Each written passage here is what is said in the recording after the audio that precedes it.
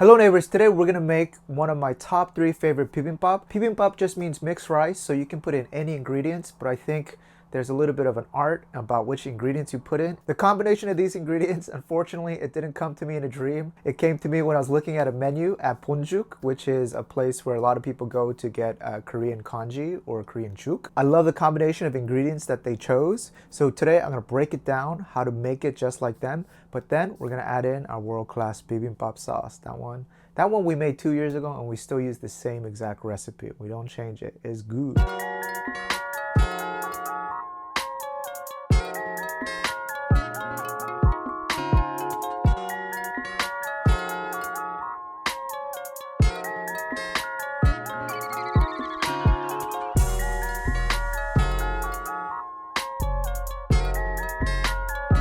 All right, we're gonna start off by making some bulgogi. Now, bulgogi is an ingredient, but it's not the main ingredient, so I don't want to spend too much time making all of a crazy sauce. I want something simple. If you go to the Korean mart, they have thin slices of beef. They call it bulgogi-yong, which just means meant for making bulgogi. Or if you go to a Western supermarket, get a piece of ribeye, something tender, and then put it in the freezer for a little bit until it gets hard, and then you're gonna make thin slices, as thin as you can. If you take it out of the package, there's gonna be like residual blood, so you want to tap it down with a paper towel. I already did it a few times, so that's why you don't see as much. Just use a knife and just cut it into smaller pieces. I'm using around 200 grams because I think this would be good enough for 2 bowls. Then I have a king oyster mushroom, thin cuts.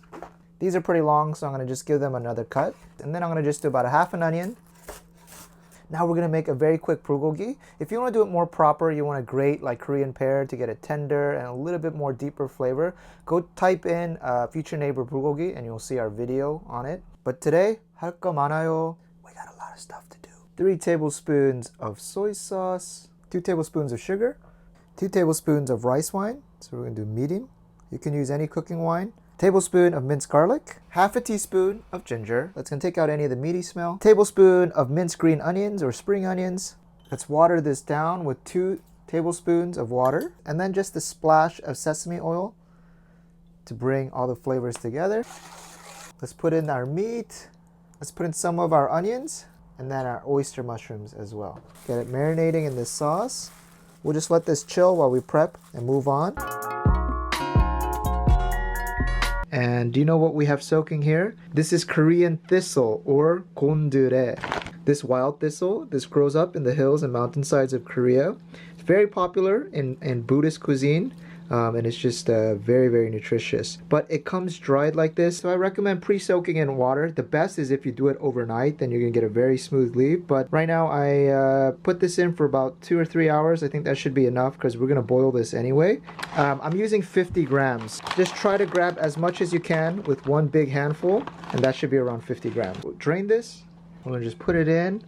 And there's actually another bibimbap recipe that we did, just called Gondre rice. It's just this steamed with white rice. Ooh, it's perfect for vegetarians and actually just people in general. We're gonna add enough water so that it submerges. I think that should be good enough. Bring it up to boil, right? And once the water comes up to boil, bring down the heat to a low. We're gonna pop a lid on and we're gonna let it gently simmer for 30 minutes. All right guys, 30 minutes is up. You're gonna smell that? I love this smell. This is like walking into like a temple. We'll empty this out. Cold water, we'll cool this down. Guys, give it a nice squeeze. I want you to rinse it out 2 or 3 times. Good. It just looks like a mess. Trust me, it's gonna taste good though. Use your hands and squeeze the water out now. We're gonna hit this with marinade and we want it to soak it in. If it's filled with liquid, it's too fat to do anything. I want you to detangle them now. And you might come across some pieces that are very hard and woody. Those I would omit. Another one, very woody. Knock that off. I want you to go ahead and chop this up into very small pieces. Put all of this in. All right, and now let's season this. We're gonna do 1 teaspoon of Korean soup soy sauce. That's normally used when we're seasoning namul, this wild veggies like this. But if you don't have soup soy sauce, you can just use regular Korean soy sauce. 1 teaspoon of minced garlic. 1 teaspoon of fish sauce. You can skip this if you're vegetarian. I just like to throw it in here. It gives extra flavor. 1 teaspoon of sesame oil. Let's get that in there. All right, and just a few shakes of sesame seeds. And likewise, just a little bit of green onions or spring onions, just about a teaspoon worth. And you know what? We could go with this, but I kind of want to use my perilla oil. This will make it taste even nicer. A little blend of sesame and perilla oil. 1 teaspoon of perilla oil in. All right, take out our frying pan. Let's get this hot. Once it's hot, we'll reduce this to a low heat. Yep. All right, and we'll give this a quick stir fry. There's already oil there, so no need to add any to the pan. I just want you to get a little bit of water and just pour it on the pan. And we're gonna steam them. All right. And that little bit of water is gonna really open up these leaves. You can just add a little bit more. All right, take a look. Have a bite. Oh, beautiful. All right, and when we finish each ingredient, just put them in a Tupperware where you could put it in the refrigerator. That way you could just pick out some, put it in your bowl for bibimbap, and the rest of the week you have this amazing banchan that you can just eat with plain old rice. In Korean, you see those last 3 syllables? It's called Siraegi. So what is this and where does it come from?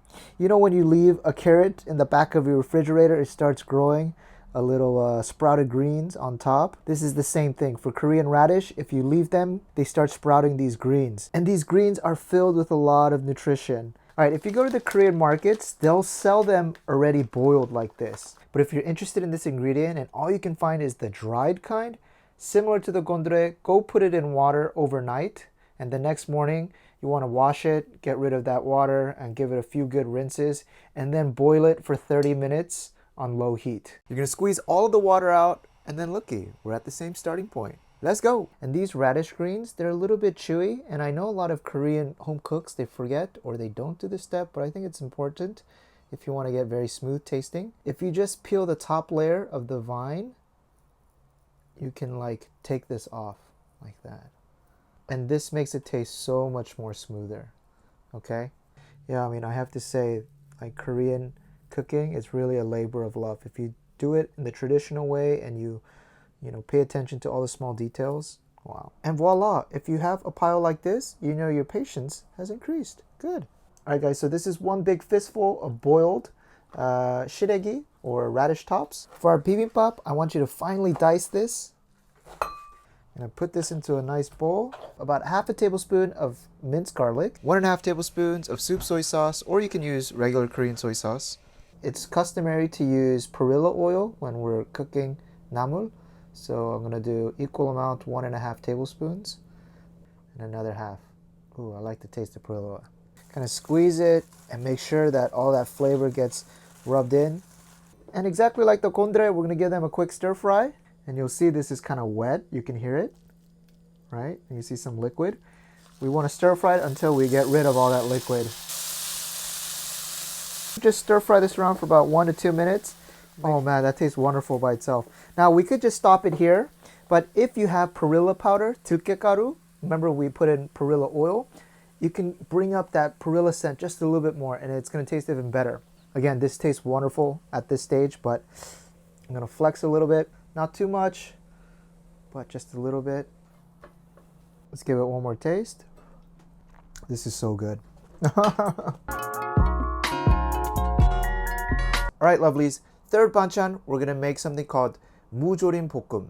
And it's made out of mu, which is the Korean word for Korean radish. Take out your pointer finger and then measure up to there. Mine's almost this size. I'm gonna just cut off a little bit. Let's peel off its outer layer. And like I mentioned before, we're going to make a 2 to 3 person serving size. Use a little bit for banchan, use a little bit for bibimbap, store the rest in the refrigerator. Cut this into small circles. All right, and then let's make matchsticks. Well, some of these pieces came out a little bit too big, but it's all right. Ideally, you want something like that. Let's add 1/2 tablespoon of sea salt, and then get in there with your hands, and we're going to just mix this up. We're going to add in 1 tablespoon of regular cooking oil using vegetable oil and another tablespoon of perilla oil. Combination of the two, very, very nice. 1/2 tablespoons worth of minced garlic. Give it a nice mix. You're gonna smell that perilla plus garlic. Amazing.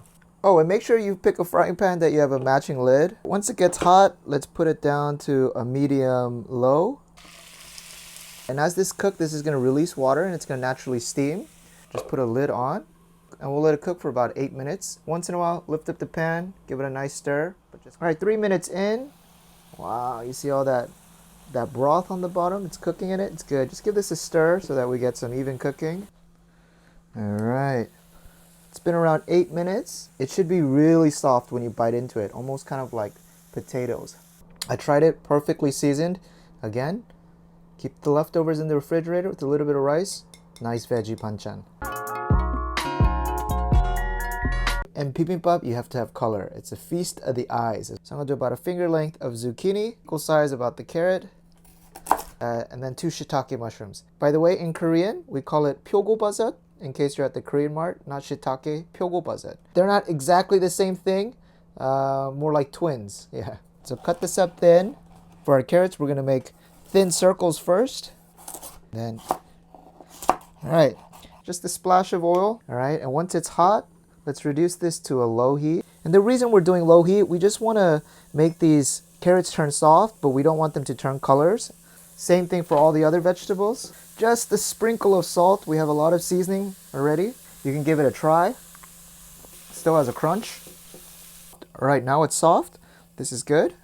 Keep it moving along. Okay, same thing. See if it's soft. For the mushrooms, I think it's good to get a little bit of coloring on them. Woo, those mushrooms look delicious. And now it's time to cook our bulgogi. Oh yeah. All right, and take a look at that. Ooh, this looks beautiful. On point. You don't want to cook the bulgogi for too long, or else it's gonna turn tough. So as soon as you lose the red, before we actually do the bibimbap, I want to give it a taste to see how the marinade came out. Oh my god, that's amazing. We have our 3 namul panchans, we have our bulgogi back here, then we have these 3 commoner vegetables that we just sauteed. Bring everything together with our world famous bibimbap sauce. This thing is just, the balance is just on point. Go to futuredish.com and type in bibimbap and you'll see it. Alright. Daniel, hit me with the layer of rice. Ooh, I still got my power. The key is not to add too much. Alright, don't get too greedy. Let's move this over a little bit. And then our shiitake mushrooms. Pyogobazet. Looks fantastic already. Then of course our bulgogi. Let's get that right in the middle. So beautiful. Then we're gonna top it off with some crushed sesame seeds. The crushed look, I like it. Put it over the top in one line. Alright guys, and then I took some of this dried laver or the seaweed, and then if you put it in a plastic bag and you grind it up like this, it gets very small. And voila, there it is my friends. This is one of the best bibimbaps you will see in Seoul. Alright guys, this bowl is just filled with healthy stuff. No need to crack an egg. Alright, my favorite part. Let's add in a little bit of our bibimbap sauce. Throw that in there. You know what? Let's just put that whole thing on now. Slight sesame oil. Get a big spoon and mix everything up. It's gonna be so nice. Wow, you see how colorful this is, guys? Oh my gosh. Take a bite. You know, copycats, it's hard to beat the original, but this one, it's exceptionally good. Hands down, the key flavor variable is that Gondre and also that the radish top. Alright guys, we got plenty of ingredients left. I think we're gonna fix Katie up one, and I'm sure she'll say,